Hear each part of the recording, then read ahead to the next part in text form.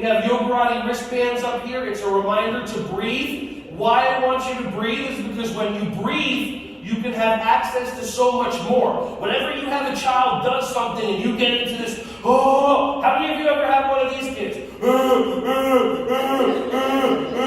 And then your response is, calm down, relax, breathe in, the director's coming. So that's not benefiting anybody. So try something called cold breathing, okay? When you do cold breathing, what you do is you take your tongue, you put it behind the back of your bottom teeth. Everybody try that. Okay, good tongue behind the back. Okay, now, we're going to do the Princess Bride test just to make sure you have proper tongue position, okay? So repeat after me. Tongue behind the back of your teeth. Ready? Wav. True wav. Is a magical experience.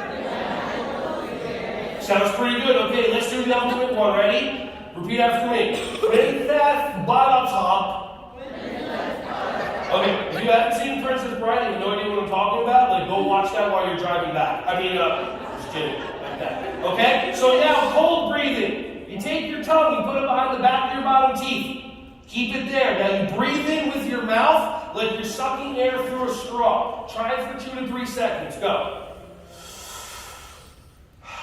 Breathe out any way you want. Breathe in. And breathe out. Okay. What did you feel? What's that?